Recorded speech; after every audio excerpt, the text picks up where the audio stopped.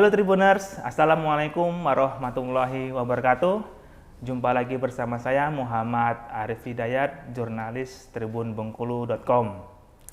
Dan telah bersama kita Wakil Rektor Bidang Pengembangan Institusi dan Kerjasama Universitas Terbuka, Bapak Rahmat Budiman, MHum PhD. Selamat pagi Bapak. Selamat pagi, Assalamualaikum Tribuners, salam sehat. Oke, jadi apa namanya Pak, beberapa minggu yang lalu kita pernah bincang Tribun dengan Pak Direktur UT Bengkulu terkait UT, terkait apa itu UT, kemudian sistem pembelajaran di Universitas Terbuka. Nah, karena dari bincang Tribun sebelumnya ternyata banyak yang membenarkan terkait UT itu kampus yang memang sesuai keinginan para teman-teman, karena selain mereka yang mengejar karir juga bisa untuk menempuh pendidikannya kembali. Nah, langsung ke pertanyaan pertama Pak, terkait basic UT. Sebenarnya UT itu apa dan terus kenapa didirikan Pak? Baik. Terima kasih Tribuners, langsung saya jawab. Jadi Universitas Terbuka didirikan oleh pemerintah pada tahun 1984, tepatnya tanggal 4 September, sebagai perguruan tinggi negeri jarak jauh satu-satunya di Indonesia pada saat itu. Jadi Universitas Terbuka itu mengemban 3 misi utama. Yang pertama adalah pemerintah menyadari bahwa angka partisipasi kasar perguruan tinggi, artinya mereka siswa-siswa SMP, SMA, SMK, Alia itu tidak tertampung di perguruan tinggi tatap muka. Sehingga kalau waktu itu juga sangat terbatas perguruan tinggi. Artinya apa? Artinya mereka itu kalau tidak kuliah, mereka akhirnya menganggur. Padahal mereka itu punya potensi untuk melanjutkan ke perguruan tinggi. Maka dari itu, untuk menampung lulusan SMA, SMK, dan sederajat, maka didirikan UT. Ya, didirikan UT supaya mereka itu ya tetap bisa kuliah di perguruan tinggi negeri. Yang kedua, pemerintah itu menyadari bahwa banyak sekali warga masyarakat yang sudah bekerja, tetapi tidak memiliki kesempatan itu artinya waktu untuk melanjutkan ke perguruan tinggi, untuk meningkatkan kompetensi dan kualifikasinya. Kan kalau misalnya para guru, TNI, Polri, pada saat itu ABRI kalau mau kuliah itu atau pekerja swasta itu kalau mau kuliah kan tidak mungkin. Mereka tidak mungkin meninggalkan pekerjaannya, karena mereka harus datang ke kampus, maka didirikan UT. UT didirikan pemerintah untuk menjembatani, memberikan wadah bagi siapapun warga negara pada saat itu yang sudah bekerja untuk meningkatkan kompetensi dan kualifikasinya ke jenjang perguruan tinggi. Yang berikutnya adalah pemerintah menyadari, yang ketiga pemerintah menyadari bahwa kemajuan sebuah bangsa itu ditentukan oleh kualitas pendidikannya. Kualitas pendidikan itu ditentukan oleh kualitas para guru. Nah, oleh sebab itu pemerintah yang pada saat itu menyadari para guru itu harus meningkat kualifikasi dan kompetensinya. Kalau para guru itu dikirim ke perguruan tinggi tatap muka, tidak akan tertampung, maka didirikanlah UT. Jadi UT itu sebagai perguruan tinggi negeri memberi kesempatan bagi semua warga masyarakat yang pertama tidak bisa perguruan tinggi negeri, yang lulus SMA masuk UT. Mereka yang sudah bekerja tetapi tidak punya kesempatan untuk meninggalkan pekerjaan mereka masuk UT. Para guru sekarang barangkali juga di daerah Bengkulu ini, ya, Tribuners, para guru yang belum S1 itu bisa masuk ke UT. Itu tujuan utama pemerintah. Jadi kalau sistem pembelajaran sendiri memang dikenal se-fleksibel mungkin Pak. Betul. Ya. Sampai ada jargon kalau kuliah di UT itu tanpa kos, tanpa ngekos, Gimana Pak? Tanpa ongkos, ongkos. tanpa kos, hasilnya jos. Jos. Nah, kan kita ini kan perguruan tinggi negeri Pak ya. Iya. Sementara sistem pembelajaran dibuat se-fleksibel. Betul. Nah, harapan pemerintah tuh apa sih Pak dengan diterapkannya sistem pembelajaran yang fleksibel ini? Jadi dengan pembelajaran yang sangat fleksibel ini diharapkan tingkat APK, angka partisipasi kasar perguruan tinggi Indonesia itu dapat meningkat lebih cepat. Kalau lulusan SMA tahun 2022 itu ada 3.600.000 lulusan SMA dan SMK yang hanya 1,6 juta yang bisa tertampung di perguruan tinggi. 1,6 juta. Sisanya itu tidak bisa tertampung. Makanya harus ada UT yang memberikan pembelajaran yang sangat fleksibel dengan metode-metode yang kita rancang sedemikian rupa yang memenuhi aspek-aspek kaidah-kaidah pendidikan jarak jauh yang diterapkan di seluruh dunia. Jadi UT itu, perguruan tinggi jarak jauh itu di seluruh dunia ada. Ya, yang tertua itu di Inggris, kemudian disusul oleh di Korea, disusul dengan Pakistan. Mereka bahkan memiliki mahasiswa yang sangat banyak. Pakistan itu punya 1,2 juta sekarang mahasiswanya.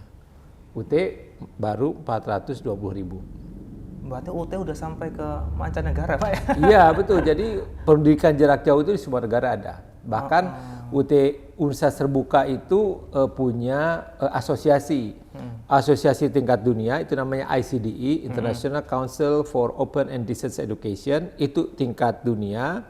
Tingkat Asia juga ada. Nah, tingkat Asia itu namanya Asian Association of Open Universities, presidennya itu rektor UT. Gitu.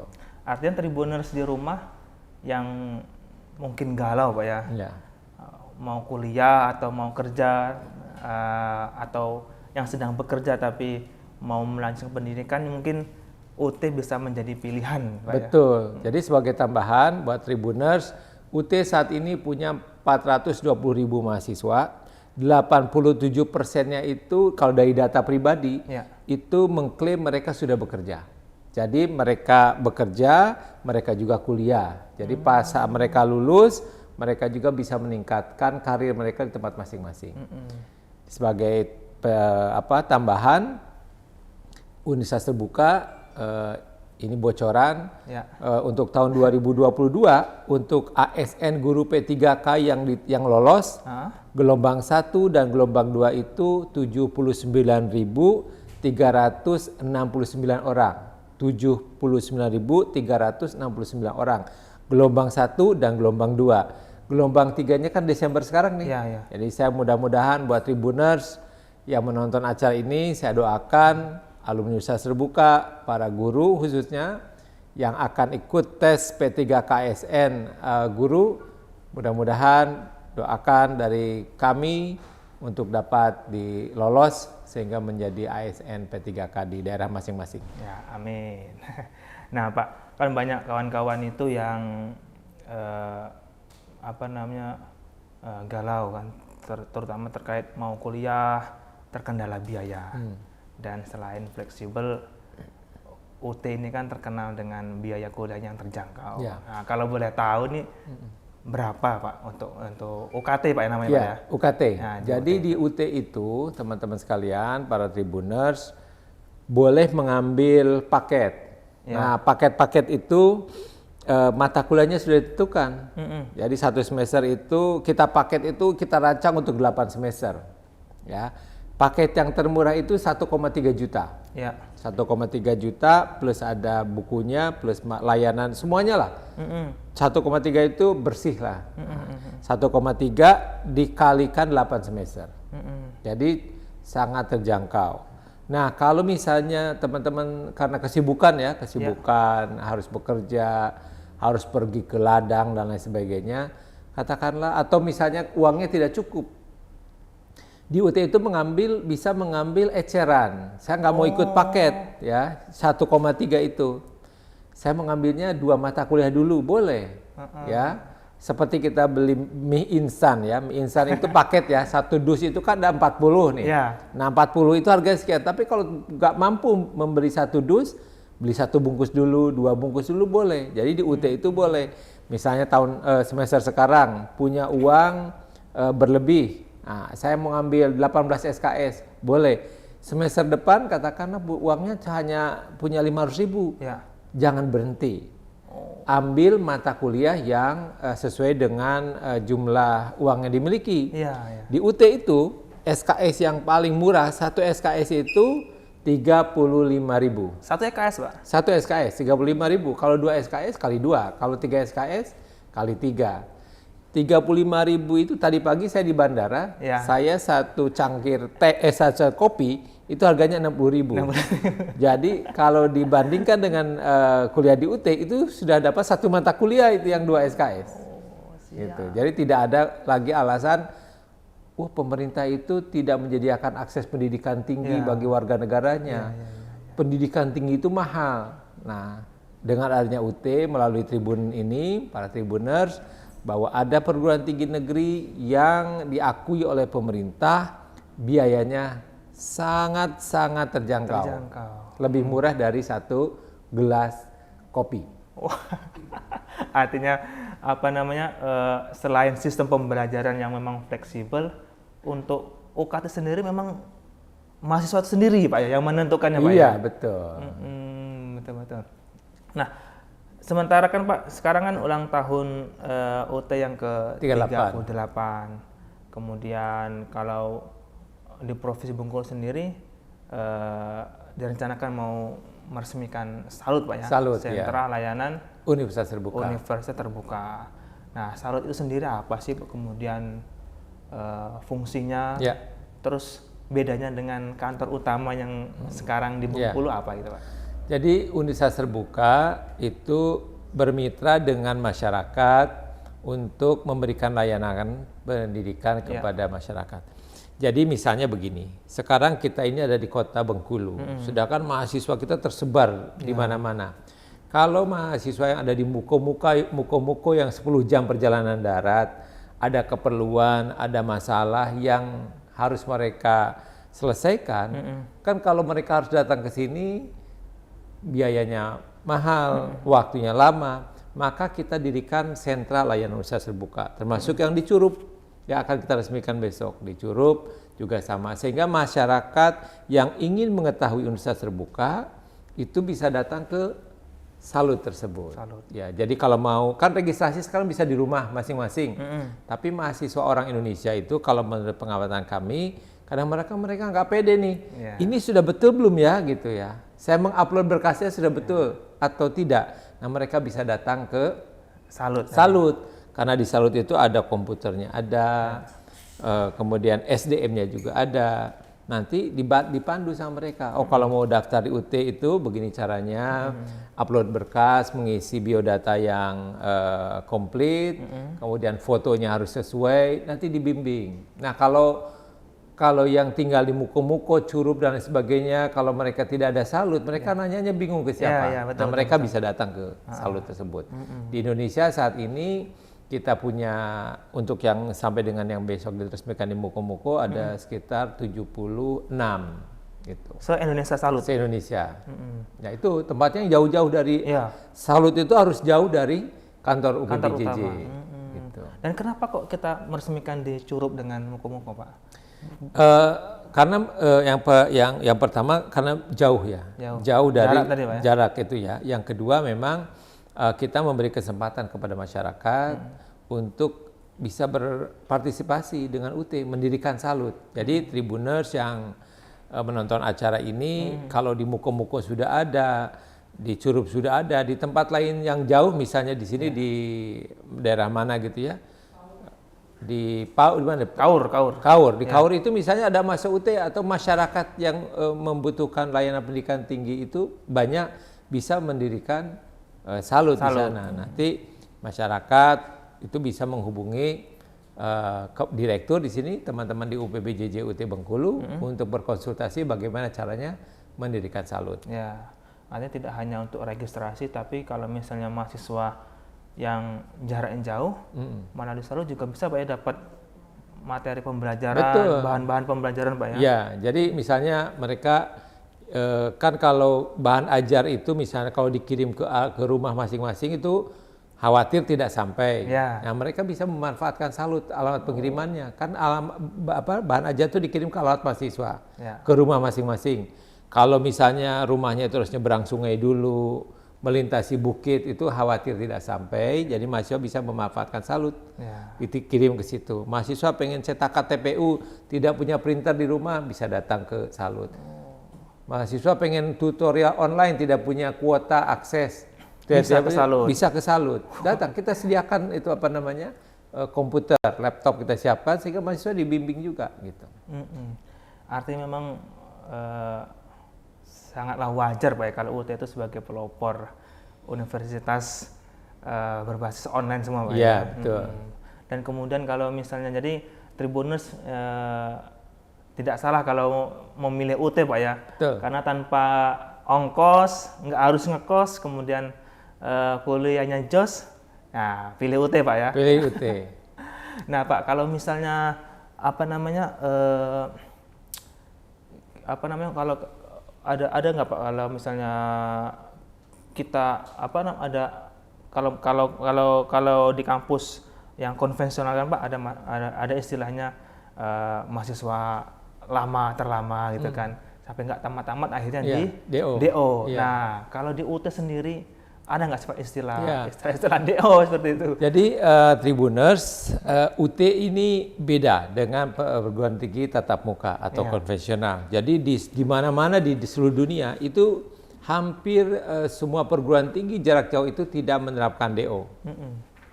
Kenapa? Karena pemerintah ya tadi, karena kan kalau seorang polisi gitu kan ya, misalnya hari ini registrasi mata kuliah tiba-tiba harus berangkat ke daerah gitu, makanya stop dulu kuliah, semester depan lanjut lagi, semester depannya stop lagi. Jadi di UT tidak mengenal istilah drop out. Ya, tidak ada drop out. Mahasiswa itu boleh menyelesaikan 8 semester atau misalnya karena kesibukan boleh lebih 8 semester.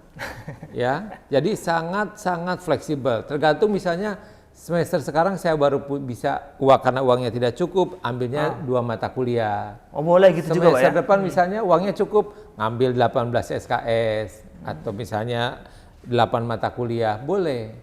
Ya, jadi di UT itu tidak ada istilahnya drop out. Sebagai contoh, pada tahun 2019 saya bertemu dengan salah seorang wisudawan yang cukup senior. Saya tanya kepada beliau, Bapak mengantar saudaranya wisuda? Oh bukan Pak, saya yang diwisuda katanya. Pas ditanya-tanya, dia itu registrasi pertamanya tahun 84. 84, wisudanya tahun 2019, itu kan sangat luar biasa. 35 tahun dia kuliah di UT. Nah, boleh di UT itu, karena pemerintah mengatakan UT itu tidak boleh ada drop out dan tidak boleh mahal. Itu pesan dari pemerintah. Artinya banyak sekali Pak ya kemudian. Tapi bukan berarti mahasiswanya mau berlama-lama, saya mau lama-lama kan enggak juga. Jadi kalau misalnya keuangannya cukup, waktunya juga leluasa, 8 semester saja. Kalau misalnya uangnya tidak cukup, waktunya juga sangat terbatas, ya silakan disesuaikan dengan ketersediaan waktu masing-masing. Ya. Nah itulah tadi Tribuners yang baru mau masuk UT, artinya tidak ada hal keraguan lagi Pak ya, kenapa harus memilih UT, karena dari sisi prestisiusnya juga tidak kalah dengan perguruan tinggi yang lain Pak ya. Bahkan UT adalah perguruan tinggi negeri yang memberikan banyak kemudahan dan fleksibilitas dalam sistem pembelajarannya Pak ya. Oke Tribuners, mungkin itulah tadi bincang Tribun pada kali ini. Bagi Tribuners yang ingin berpartisipasi, boleh memberikan komentar maupun like di media sosial tribunbengkulu.com, baik di channel YouTube maupun di fanspage Facebook tribunbengkulu.com. Dan saya akhiri, wallahul muwaffiq ila aqwamit thoriq. Wassalamualaikum warahmatullahi wabarakatuh. Waalaikumsalam. Assalamualaikum warahmatullahi wabarakatuh, sahabat Tribuners dimanapun Anda berada. Perkenalkan saya Rahmat Budiman, Wakil Rektor Bidang Pengembangan Institusi dan Kerjasama Universitas Terbuka. Universitas Terbuka adalah perguruan tinggi negeri. Karena perguruan tinggi negeri, maka ijazah yang dikeluarkan oleh Universitas Terbuka sama dengan ijazah yang dikeluarkan oleh perguruan tinggi negeri lainnya. Karena sama dengan perguruan tinggi lainnya, maka civil effect-nya juga sama. Sebagai informasi, sahabat Tribuners, pada tahun 2019 untuk formasi tahun 2020 sebanyak 9.439 alumni UT lolos tes CPNS. Kemudian tahun 2022 sekarang gelombang 1 dan gelombang 2 ASN P3K Guru sebanyak 79.369 alumni UT lolos. Nanti bulan Desember akan ada lagi gelombang ketiga. Selain itu banyak sekali alumni UT yang melanjutkan ke S2 bahkan S3 di dalam dan di luar negeri. Maka dari itu, pada kesempatan ini saya ingin menghimbau kepada semua Tribuners, jangan ragu lagi untuk kuliah di UT. UT perguruan tinggi negeri dan sekarang statusnya telah berubah menjadi PTNBH. Mari kuliah di perguruan tinggi yang berkualitas, tanpa batas, menjangkau yang tidak terjangkau di Universitas Terbuka. Salam sehat.